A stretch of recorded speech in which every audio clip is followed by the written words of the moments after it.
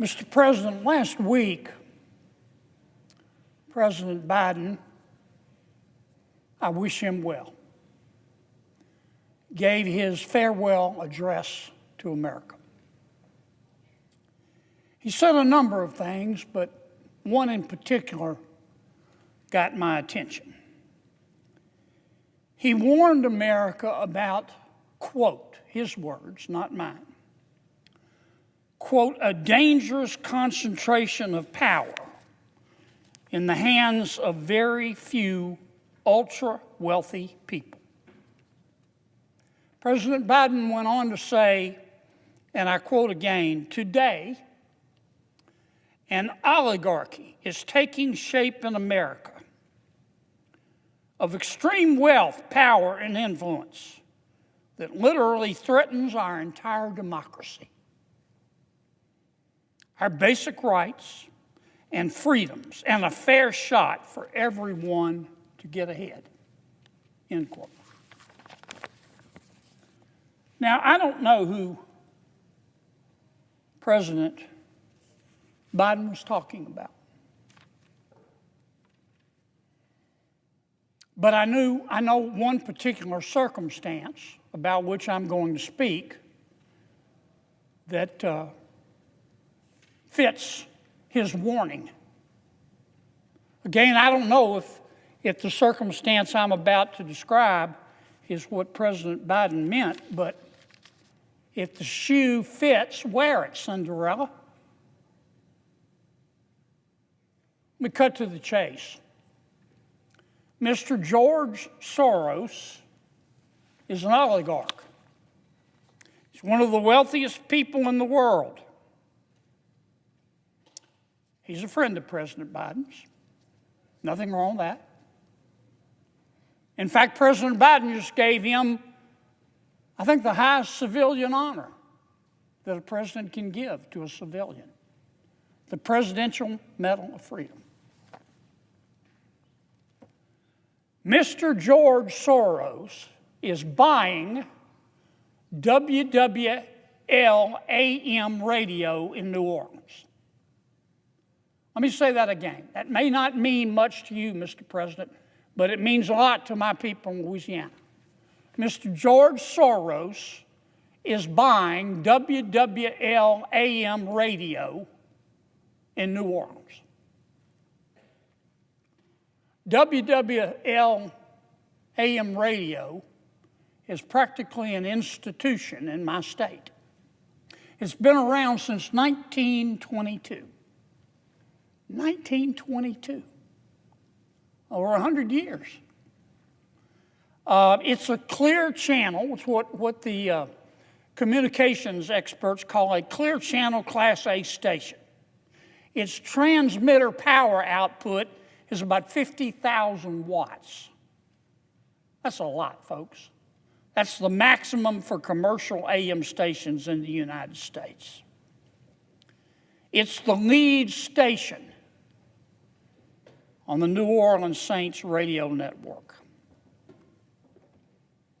It's an important station. And Mr. George Soros is buying it. Now, what does that mean, and how did this happen?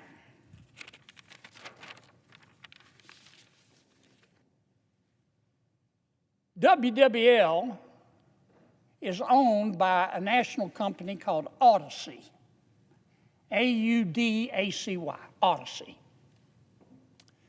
Odyssey has about 220 radio stations nationwide, one of which, of course, is WWL. Second largest radio network in America. It reaches, I think, 45 different markets throughout our country, Mr. President. 165 million Americans. It's huge. Odyssey borrowed too much money. They took on too much debt. They took on about $1.9 billion worth of debt, and they couldn't service that debt with their revenues. So what did they do? They did what many other corporations do when they can't service their debt. They went into what's called Chapter 11 bankruptcy. Not Chapter 7. Chapter 7 is when they liquidate the company. Chapter 11 bankruptcy is when a company goes into bankruptcy in front of a bankruptcy judge and says, Judge, we want to get all of our creditors and debtors together and restructure our cash flow and our debt so we can come out of this bankruptcy a surviving entity. They went into Chapter 11 with a bankruptcy plan. Mr. George Soros immediately pounced. He, of that $1.9 billion in debt, he bought about $415 million of it. Cash on the barrelhead. Paid 50 cents on the dollar. One of the tenets of the reorganization was that all the current shareholders would be wiped out. The new creditors would assume equity positions in the company. I know that sounds complicated, and it can be, but really what it means is that the bondholders, one of which is Mr. Soros after he bought the $415 million worth of debt, became a shareholder. And Mr. Soros is now the largest single shareholder in Odyssey radio stations, including WWL AM in New Orleans, an institution. Now, in America, you can't just go do this. Why is that? Because those airwaves on which WWL and the other radio stations broadcast, they don't belong to the radio stations. They belong to you, and you, and you, and you. These airwaves, the spectrum, if you will, they're owned by the American people. And years ago, we created the Federal Communications Commission, the FCC. We set it up to be in charge of the airwaves that belong to the American people, to make sure that those airwaves were being used prudently by radio stations. For example, if a radio station is bought by a bunch of foreign nationals or foreign entities, the FCC has got to approve it. For example, any time a broadcast license, as is the case with Odyssey, is transferred, the FCC has to approve it. So Mr. Soros's purchase of WWL radio and the 219 other radio stations had to go before the FCC. And it did. And it went, the approval for Mr. Soros went through the FCC like green grass through a goose. And it was a party line vote. It was last September. All three Democrats, there are 5 people on the FCC, all 3 Democrats said, let it go. And they short-circuited the normal process. Now, I'm not an FCC expert, and I'm not a communications law expert, but I've read, this has been widely reported, and I've read about it in many reports. Normally, on a deal of this size, when 220 radio stations are being transferred, their licenses, using airways that belong to the American people, and there's a substantial percentage of foreign owners, it would take about a year to get through the FCC. FCC would do a complete investigation. Not this time, no. This time was special. What happened was what some members of the media have called the Soros shortcut. They just got together and rammed it through. Did I mention it was like green grass through a goose? 3-2. Now, the 2 Republicans on the commission, they're screaming the whole time, whoa, Nellie, whoa, whoa. Why aren't we taking this seriously? Why aren't we investigating this? Why aren't we doing our due diligence? They were outvoted, 3-2. You know, when even in a democracy, when you've got the votes, you can make a porcupine like hot peppers if you've got the votes. It doesn't make it right. A number of people petitioned the FCC and said, please don't do this. One of the groups that petitioned the FCC was a group called Media Research Center. The FCC, 3 Democrats, 2 Republicans, dismissed them. But this is what the Media Research Center said. Quote, their words, not mine. There is no question that George Soros and his affiliated businesses are looking to control these radio stations to advance their particular brand of activism, close quote. And the MRC urged the FCC not to create, quote, a special Soros shortcut, quote, that would circumvent their rules and allow the deal to move forward. It did it anyway.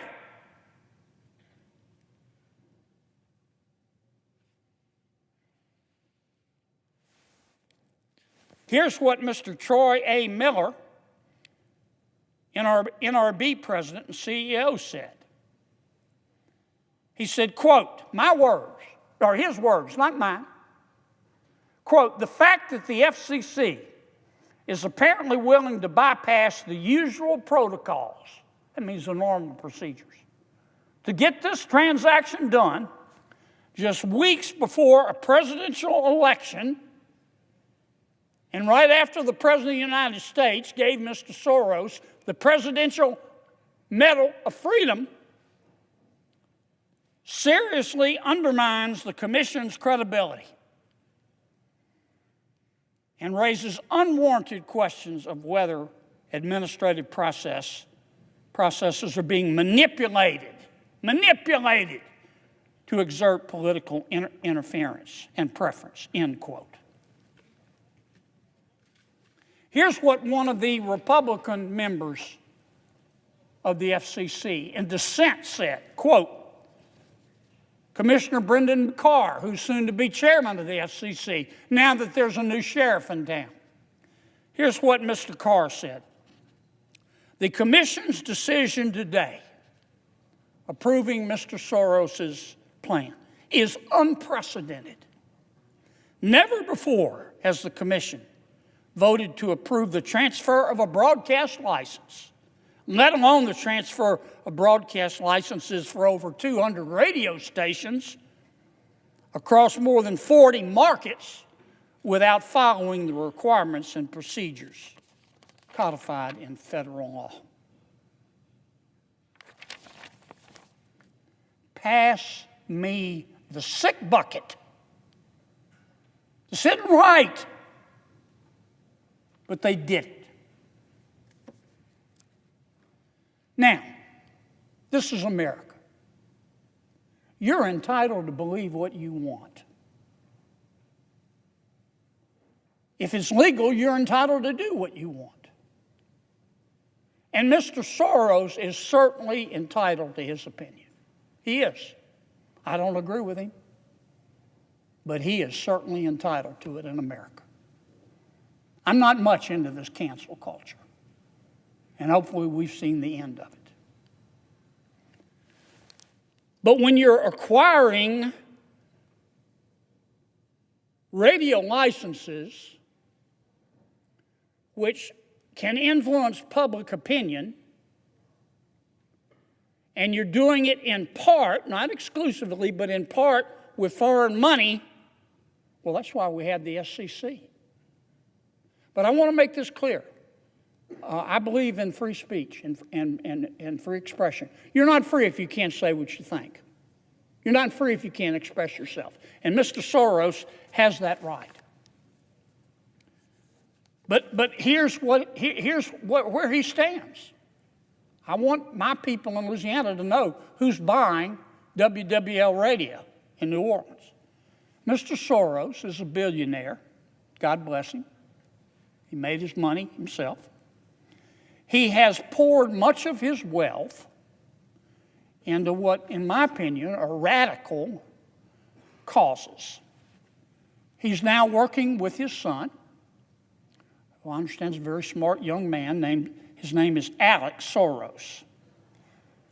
Mr. George Soros and Mr. Alex Soros hold some, how should I put this, non-mainstream American beliefs. For example, Mr. George Soros has called the United States, quote, the main obstacle to a stable and just world. Mr. Soros believes that our country is, quote, the main obstacle to a stable and just world.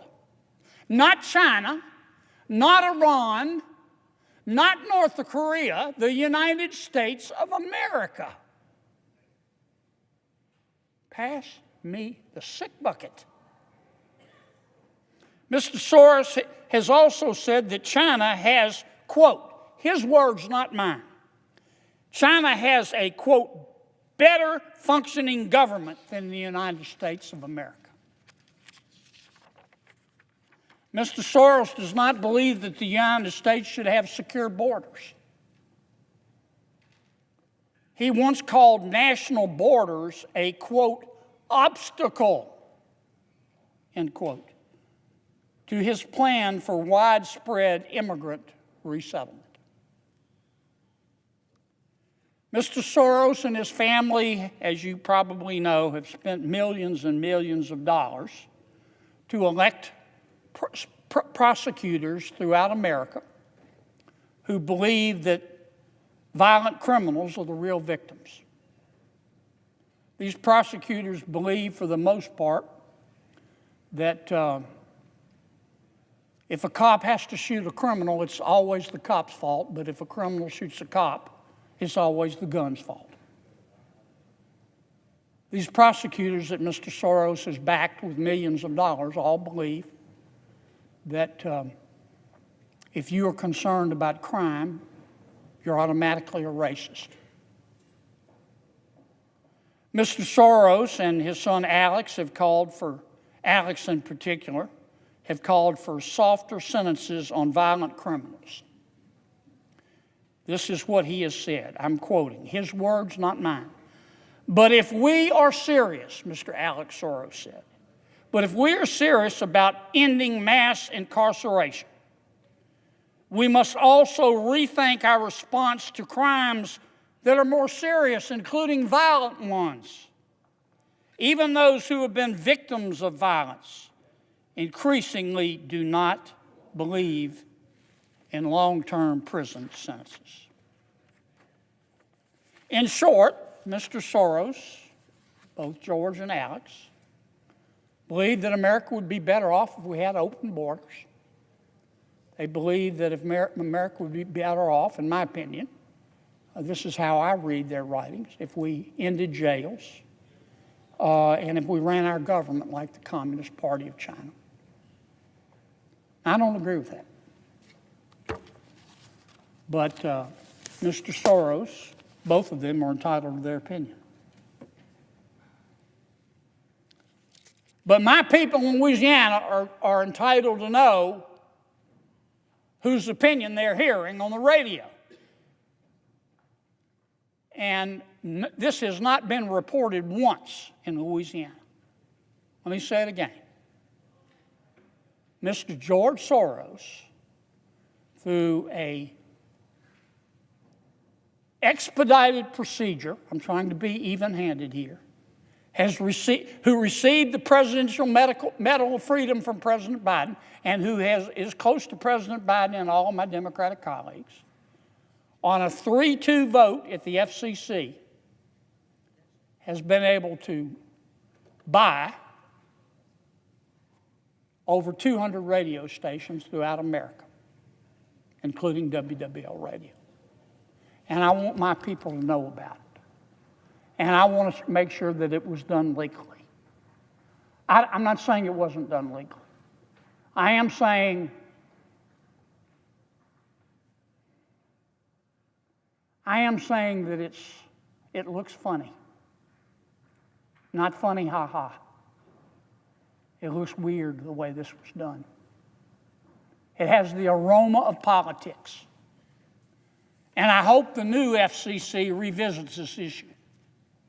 These licenses and these airwaves do not belong to me or the FCC or to Odyssey or to WWL. They belong to you and you and you, the American people. And we're supposed to make sure through our FCC, that's why God created the FCC, that these licenses are not just given to anybody.